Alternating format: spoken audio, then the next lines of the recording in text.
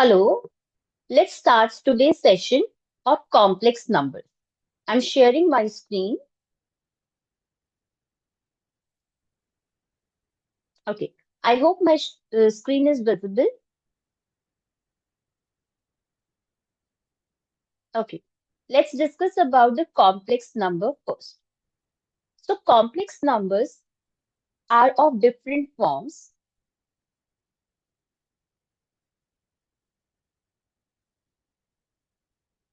such as Cartesian form,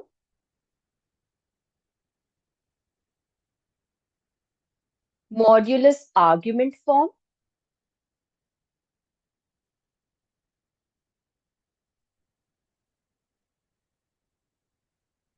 or we can also say that polar form.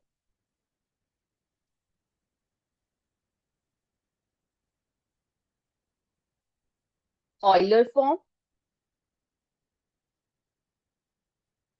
Cartesian form is also called rectangular form, and Euler form is also called as exponential form. Now, when we have a complex number, let's suppose I write it z is equals to a plus bi. So this is basically your Cartesian form. Same complex number, if I write it as r cos theta plus I sin theta, that is called modulus argument form. And same number, complex number can be written as r e to the power I theta. That is called Euler form. Now, what is I here? I is just square root of -1. Now, you have to understand one more thing. If you square both sides, squaring both sides, if I do, I will be getting -1 whole square, which is I square equals to -1. Now, this is the important result which you have to remember. Now, in every complex number, when you look, for example, I'm talking about the Cartesian form, a plus bi. This is called as the real part, and this is called as the imaginary. So I write real part of the z as a and imaginary part of z as b.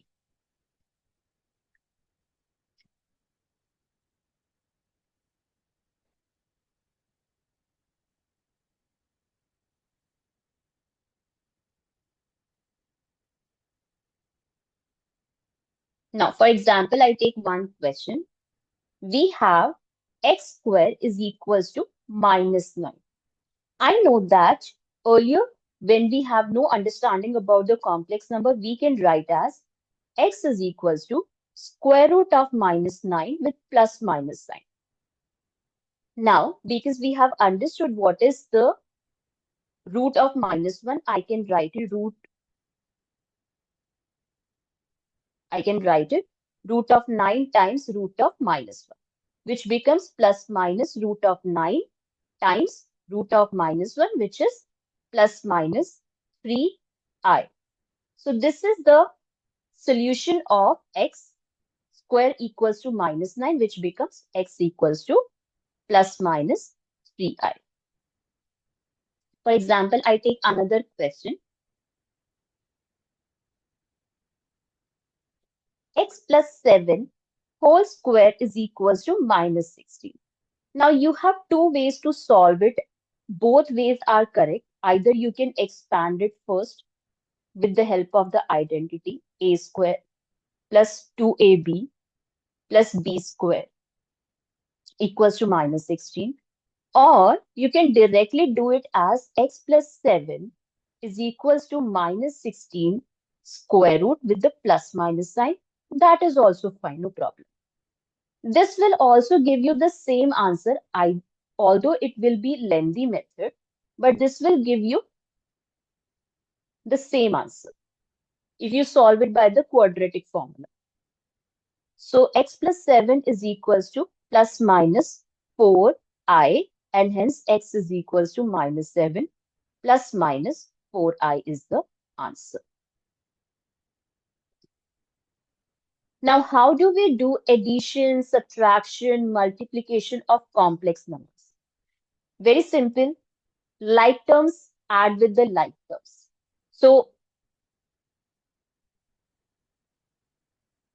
if I write a plus bi, and if I have to add c plus di, very simple. Add the like terms, real with real part, and take I common, add imaginary with the imaginary.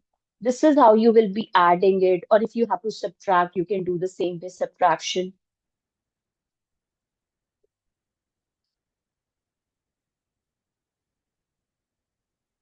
If we take the I raised to power, for example, I is equals to root of minus 1. If I take the higher power like 2, I square we have just noted it is minus 1. If I take further I cube can be written as I square times I, which I already know I square is minus 1. So I cube can be written as minus I. If I to the power 4 I take, I know that it can be written as I square times I square, which is minus 1 times minus 1, which is 1.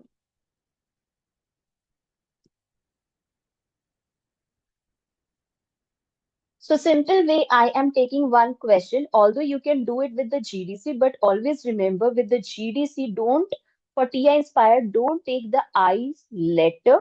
I is the symbol which you have to use from your calculator. Generally, I means iota. Okay. Now, simple way, you have to multiply it also. For example, if I multiply 2, 8 minus 6i, then I subtract minus 5, 3 plus 4i. Simple way, very simple. 16 minus 12i minus 15 minus 20i. Real with real part, which is 1. Imaginary with the imaginary part, which is 32i. That's it.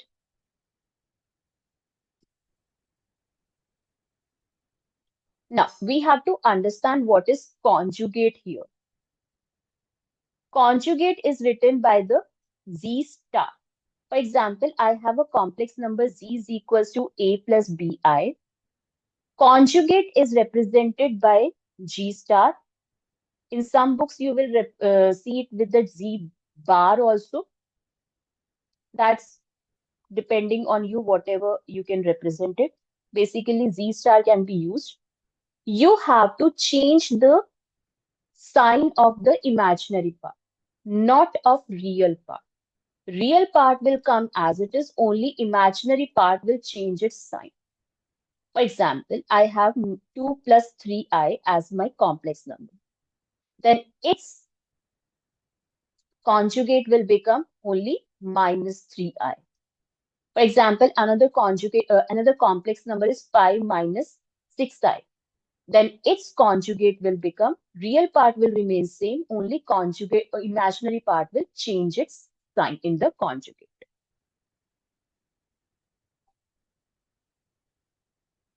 Division, you can do it easily with the help of the GDC.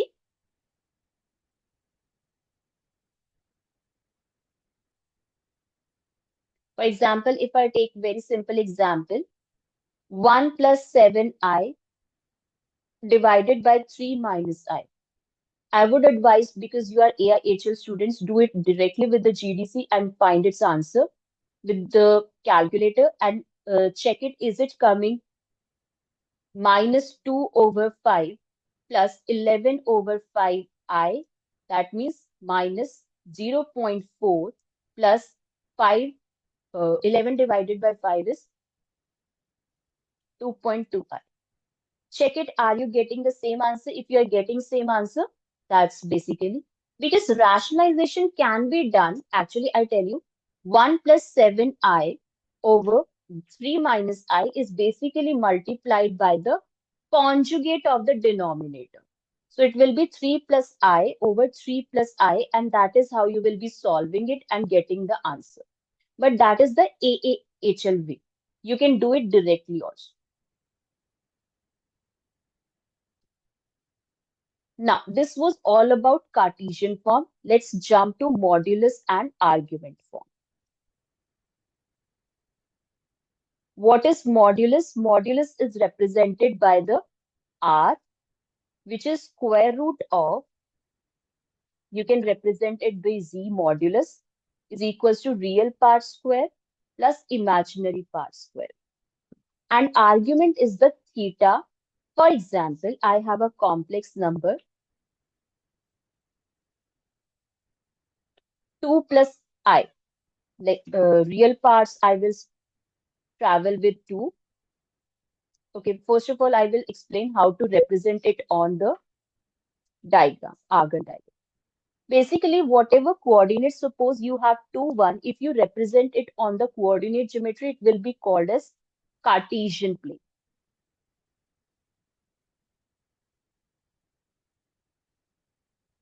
But the same number, if you will be taking this as the imaginary axis and this as the real axis. If you take same point 2, comma 1, now this will be the real part 2 plus 1 will be the imaginary part. This is the complex number represented by 2, comma 1. And this diagram is called Argand diagram.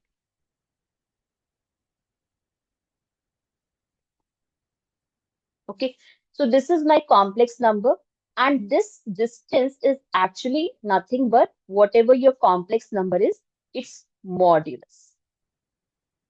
And what is that Z modulus? It's same as the R which I have written here. And what is the theta? Theta is the angle made with the positive real axis in the anti-clockwise direction. Now understand that argument is always measured from positive real axis.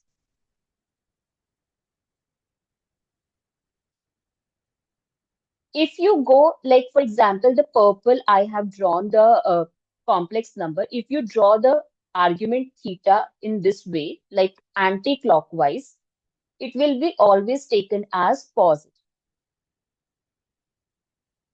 But if you take it clockwise, it will be taken as negative. Now, how will I choose that whether I have to go positive or negative? It depends. If theta they have given in the question between minus pi to pi range, like domain. So that means you can go, you can follow my highlighter. Pi is basically anti-clockwise till this part. That's it. And if I use the yellow highlighter, you can go minus pi in this particular way. That's how you will be rotating with the whole 360 degree. So that means if your complex number is here and here, you have to take the negative argument. And if it is in the first and second, that means the positive argument. But when the argument is given between minus pi to pi, and it should be always in radius. Make sure argument should be in radius. So set your calculator mode as the radius for the complex numbers. Now, when I have represented it, this theta is called as argument, which I have already told. Now, z can be, for example, I have z is equals to 2 plus 3i as an example. This is the Cartesian form. You have to change into polar form. I'm just using Casio CG100 now. First, I am putting 2 plus 3i, and now I'm changing into polar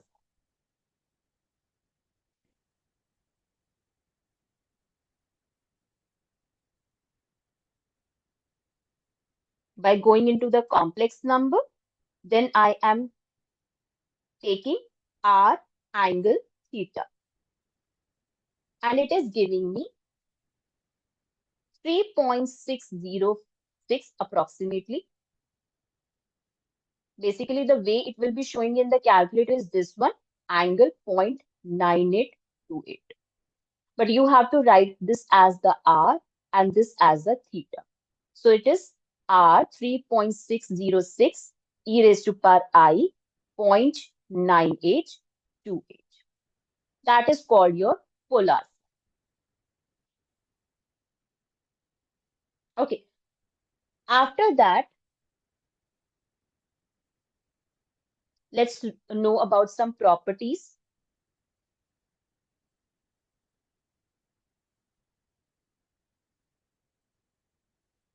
Always remember the first property is Z star is equals to, you can apply the commutative law, is equals to Z modulus square. I would advise you, now you know what is Z.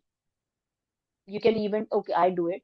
Z is equals to A plus IB and Z star is equals to A minus IB. If you multiply Z and Z star, which is A plus IB times A minus IB, just multiply. It's like the identity A plus B and A minus B, so A square minus B square. Now I can write A square minus I square B square, which is A square plus B square. And it's, if you notice it, nothing but just you can rewrite it in this format by squaring it. That means it's the Z modulus whole square. So this is the first property.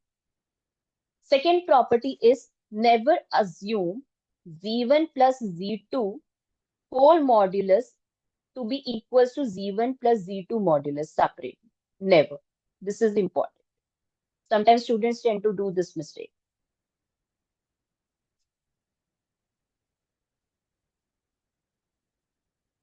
Third property is Z1, Z2 multiplication modulus is always equals to this separate modulus. You can check it with the help of any complex number. Similarly, if you do the division of two complex numbers, that is also you can separate it out.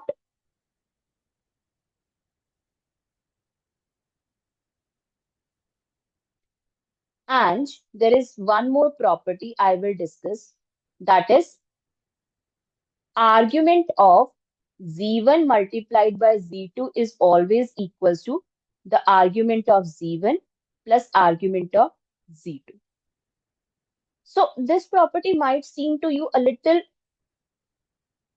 difficult, but I will say if you have R is equals to A plus IB, suppose you have converted into the form of cos theta plus I sin theta, that is the polar form. Now you know that if you take C symbol for this, I symbol for this, S symbol for this, you can represent it into the form of R cis theta. And similarly, cis theta can also be written as e raised to power I theta, which is called the Euler form. Now, I'm just talking about, for example, I have the argument of Z1, which is uh, theta 1, and argument of Z2 as theta 2. For example, I take simple thing. Let's suppose Z1 is equals to nothing but R1 cis of theta 1 and Z2 as R2 cis of theta 2. Now, if you multiply Z1 and Z2, that will become R1, R2, cis of theta 1, cis of theta 2. I can write R1, R2 as e to the power I theta 1, e to the power I theta 2 because of this property which I have already told. Now, we know the exponential rule.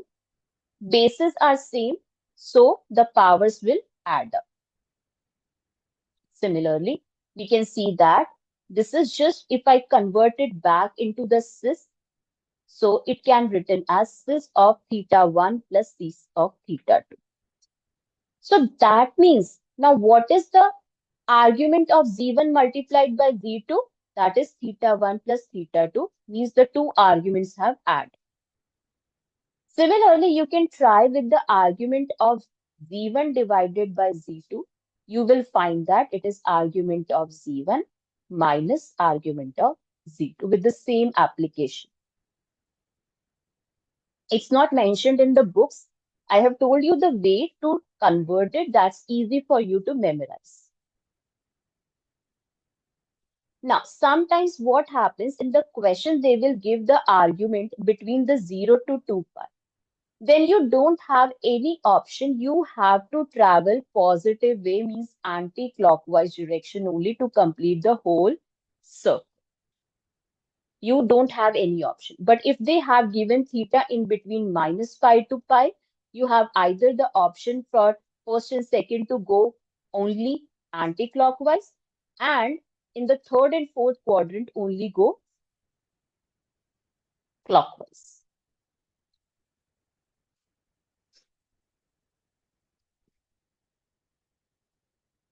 For example, I take a question. I have to find the modulus of, I have to find the modulus and argument of 2 plus 3i. Simple, I will be finding with the manual way, real part square plus imaginary part square, which is root of 13. And to find it manual way, which I could also find it, let's suppose I have 2 plus 3i somewhat here. So I will see that this is 2 and this is 3 point. So that means it has traveled 2 on the real axis, 3 units on the imaginary axis. And this is theta. So apply tan theta is equals to opposite over adjacent. So theta is equals to tan inverse of 3 over 2, which you can easily find as 0.9827. You have to try it with me in the calculator. So this is the argument. Now, simply you have found the modulus also and argument also.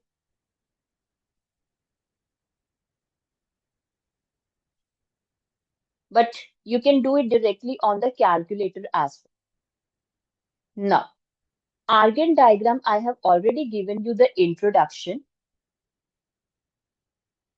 So always remember complex numbers are represented as same as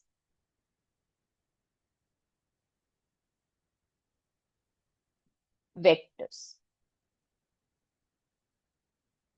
Like the way you do vectors. For example, I have two complex number. Let's suppose z is equals to 2 plus 6i and w is equals to 5 plus I. I have represented it on 5 plus I somewhat here and 2 plus 6i somewhat here. This is my one complex number, that is w, and this is my another complex number, that is z. If I have to add them, I can directly also add, that is 7 plus 7i. That means something it will lie here. So that will also be the answer, like this is the complex number. But geometrically, it means this pink is representing the diagonal of this parallelogram. Because what we have to do in vectors, now 12th graders can easily understand because they have understood the vectors.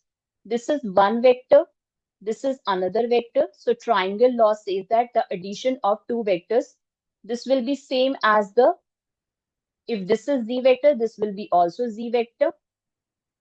So if you add the two vectors, it will be represented by the third side in the opposite order. That is basically the parallelogram's diagonal. But when I will be doing vectors for 11th grade, I will explain it right, them also in details.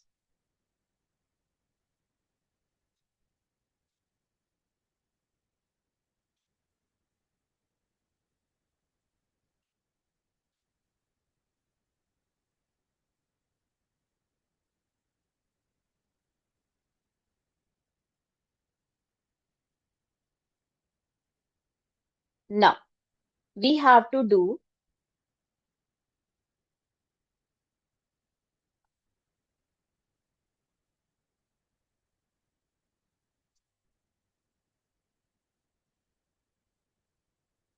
okay, I am just showing you one Argand diagram so that you can clearly understand the geometrical part also. For example, you have Z1. It's for the grade 12. If they want to understand it, it's, if 11th graders can also understand it, if they understand, that's okay. If they don't understand, I will Whenever I will be doing vectors, they will understand it better. 2 plus 3i and z2 is basically 3 minus 2i.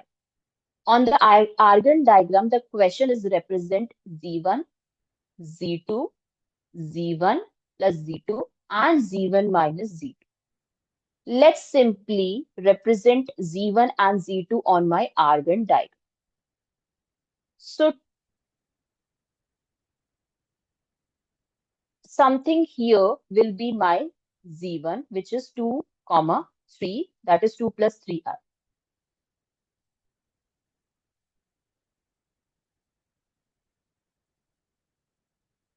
Okay, then this is z1. And what is z2? 3 minus 2i. That is my z2. Okay.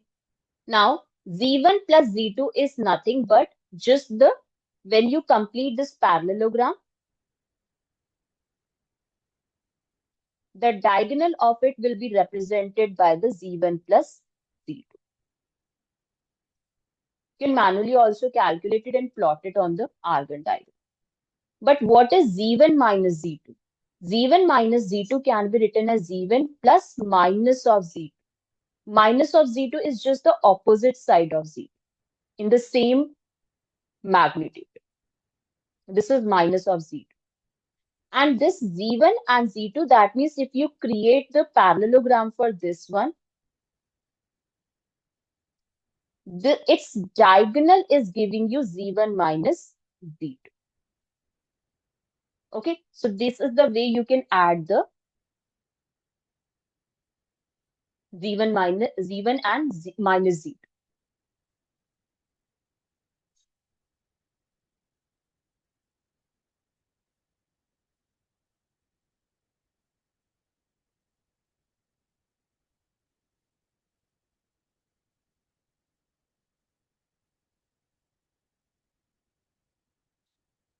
Now, sometimes what happens, sometimes question will try to confuse you somewhere. Like we know that r of cos theta plus I sin theta is written as r of cis theta. That is the polar form.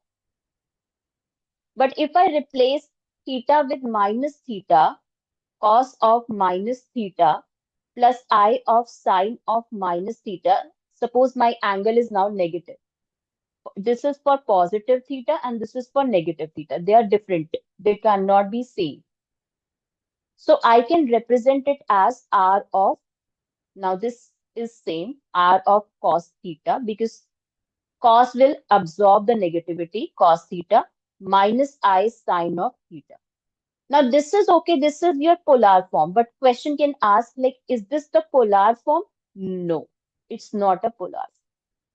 You have to write it as r of cos of minus theta plus I of sine of minus theta.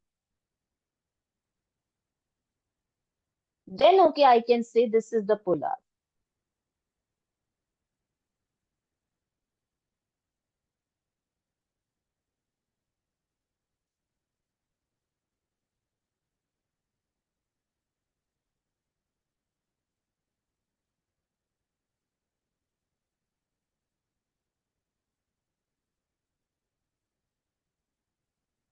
Okay, I'm taking a question. Let's try to understand that question.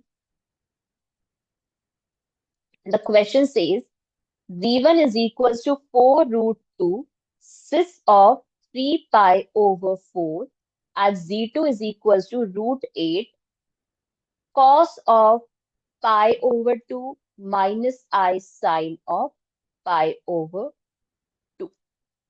Now we have to figure out z1 and z2 in the form of polars.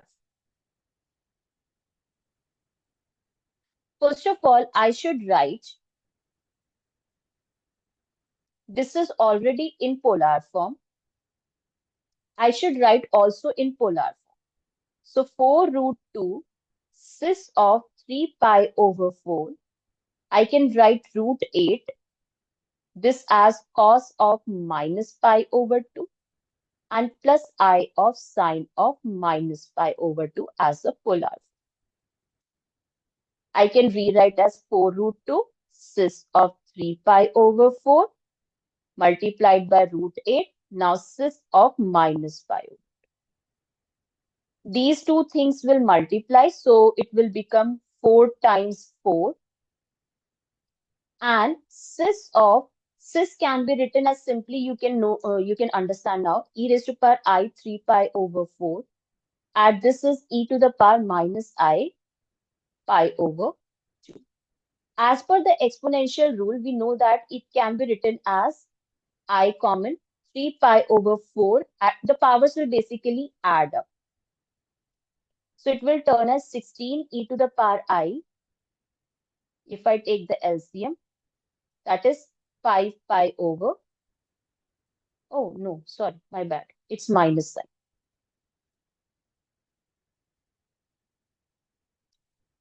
So it will be 3 pi minus 2 pi will be pi over 4. So it can be written as 16 cis of pi over 4, and that is basically the polar.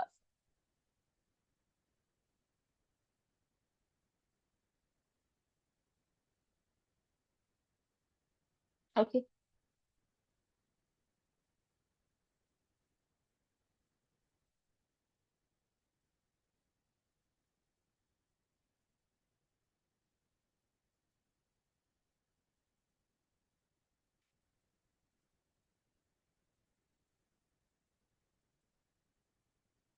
Now, one more important thing we discussed in the session, when we have to find the complex roots of the complex number,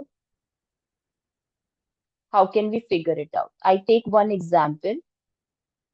So first rule, one property is that cis of any theta is equals to cis of theta plus 2k pi. Now you might see, it might seem to you that this is little tricky, but break it. Cos theta plus I sine theta, I am writing it as cis of theta plus 2k pi. That is cos of theta plus 2k pi plus I of sine of theta plus 2k pi. Okay. Now, just for an example, let calculate with your calculator. I'm taking theta as pi over 6. What is cos pi over 6? That is cos 30. That is root 3 over 2. And if I add a multiple of 2 pi, that is, for example, pi over 6 plus 2 pi, you will still calculate it as cos of 13 pi over 6. It will also come root 3 over 2. You can check. Even if you check with the cos of pi over 6, subtract the, like, k, if you take negative, minus 2 pi, if you subtract, you will also get root 3 over 2. Why? Because this is the thing, when you add or subtract the multiples of 2 pi, it will remain same. Whether it's for cos, whether it's for sine, it will remain same. That is why this property is applicable. Now, where it will be used? Let me introduce you to the De Moivre's theorem here.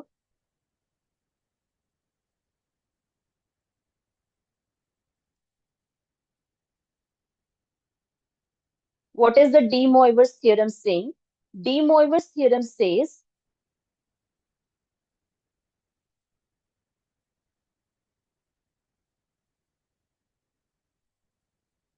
for example, I have z to the power z is equals to r e to the power I theta. For simple example, Euler. If I'm raising it to the both to the power n, it will become z to the power n is equals to r to the power n e raised to power I n theta. Take it now this as the angle. Can we rewrite it as cis of n theta now? Because we have done it already. And this can be written as cos of n theta plus I of sine of n theta. And this is called your De Moivre's theorem. because you raised it to the power n, the z. Z was equals to cos theta plus I sin theta. I was saying cis theta, but okay, I write it directly. Now, if you raise it to the power n, that means r will be raised to the power n, cos theta plus I sin theta will be also raised to the power n. And instead of power n, you can rewrite it in the multiples of theta multiplying n. And this is the application of De Moivre's theorem, where you multiply the angles with the n. Okay. Now, let's take an example. I have, let's suppose z to the power 4 is equals to maybe 2. Let's take it 2. I have to find the 4 roots of the z. So I will write it as, this is the Cartesian form because I can write it 2 plus 0i. I will convert it into polar form. That is 2 cos of 0 plus I sine of 0. That is z to the power 4. Now, I can raise both to the power of fourth root, like z is equals to 2 to the power 1 over 4 and cos of 0 plus I sine of 0 to the power of 1 over 4. Now we have learned according to the property that 2 1 over 4 can be, this cos 0 can be written as 0 plus 0 plus 2k pi plus I of sine of 0 plus 2k pi whole raised to power 1 over, which we can easily write 2 raised to power 1 over 4 cos of 2k pi plus I of sine of 2k pi whole raised to power 1 over 4. But remember, what is the value? What are the values of k possible? 1 less than 4. Like it can be 0, it starts with 0, 1, 2, and maximum it can go till 3. If z to the power 5 is given, 0, 1, 2, 3, 4. 1 should be less than that. So now I can write 2 raised to power 1 over 4, apply the De Moivre's theorem, cos of 2k pi multiplied by 1 over 4 plus I sine of 2k pi multiplied by 1 over 4.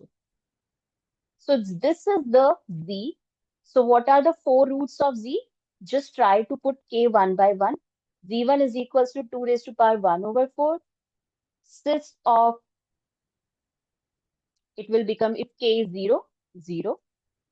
Z2 is equals to 2 raised to power 1 over 4 cis of 2 pi over 4, which is pi over 2. Z3 is equals to 2 raised to power 1 over 4 cis of, if you put k is equals to 2 now, which is pi. And Z4 is equals to 2 raised to power 1 over 4, which is cis of 6 pi over 4. If anything is not clear, replay that and calculate by your own. Pause it somewhere. You can calculate it again. So this is how you will be calculating the roots of the complex number. Now coming to last topic, that is applications of complex number.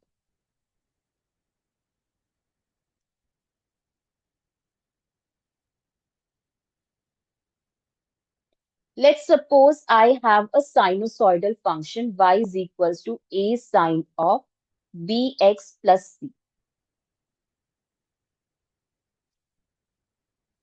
I am taking it this way. Okay, I'm taking a simple way. Now, I have the complex number, let's say e to the, I will take it later. Let it be like this only. Now, I have this complex number. I take a simple example. It will become clear with that example rather than general, theoretical way.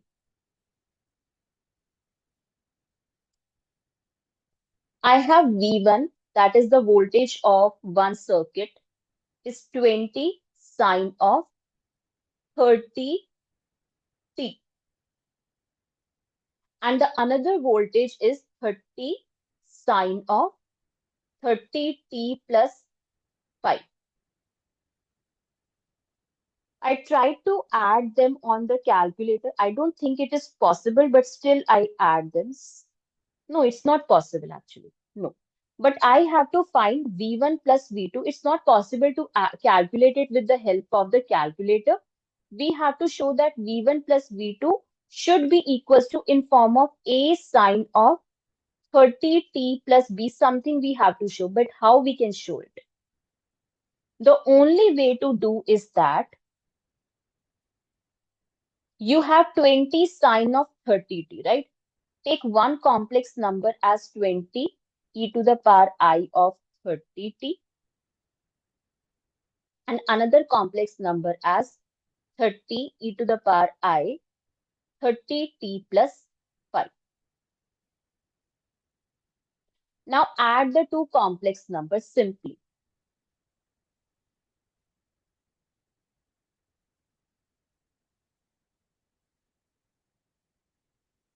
We know that I can write the second complex number as 30 e to power I 30t multiplied by e raised to power 5. No, 5i. Okay. Now I can take 10 common e raised to power I 30t common. So I will be left with 2 plus 3 e to the power 5. Now simply this is your 2 plus 3 e to the power 5i. Can I convert e to the power 5i in the sys form and rewrite it as 2 plus 3 sys of 5?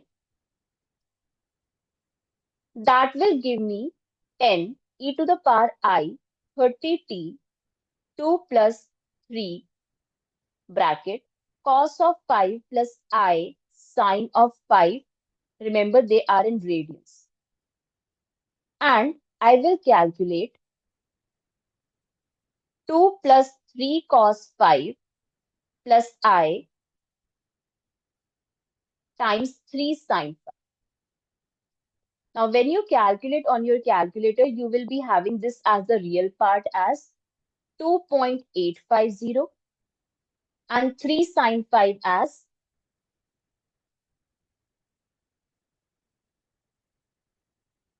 minus 2.876i.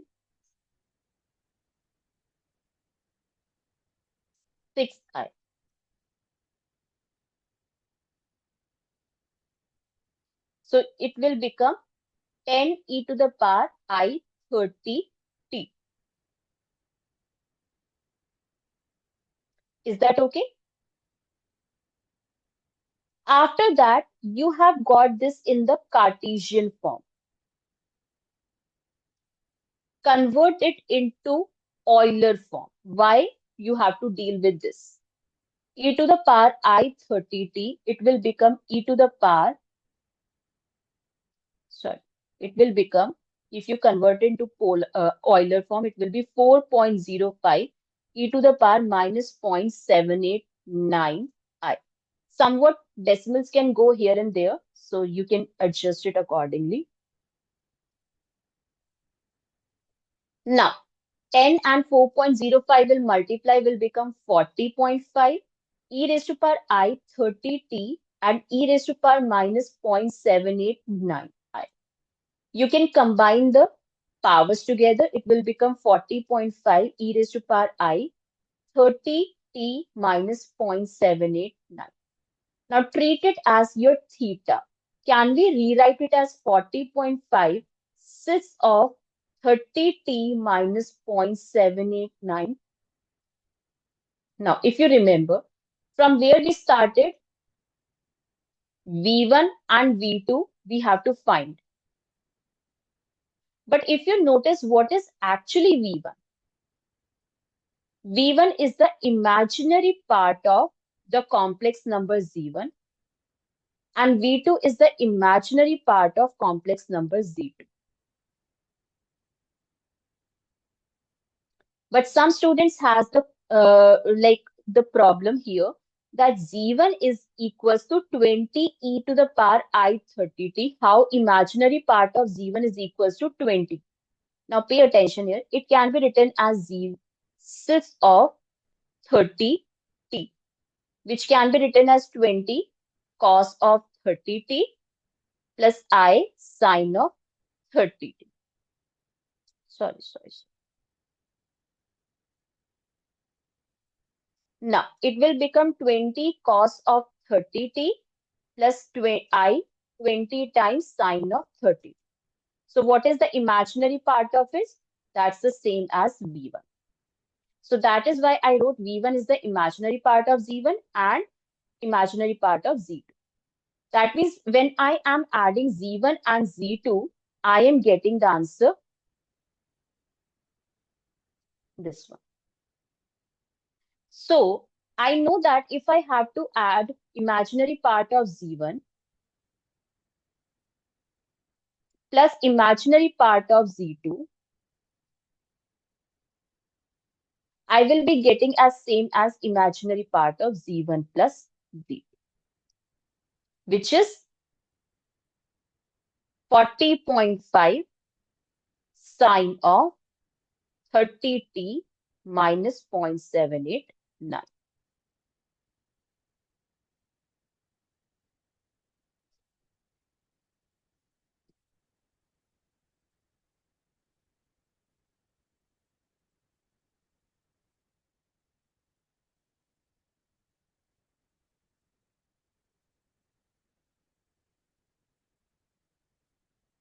Someone can have the doubt like how this property is valid. I have the solution for that also. For example, R Z1 is basically R1 e to the power I theta 1. So what is the imaginary part of Z1? Theta 1. What is the imaginary part of Z2? Similarly, theta 2. And if you take Z1 plus Z2, that is equals to R1 e to the power I theta 1 plus R2 e to the power I theta 2.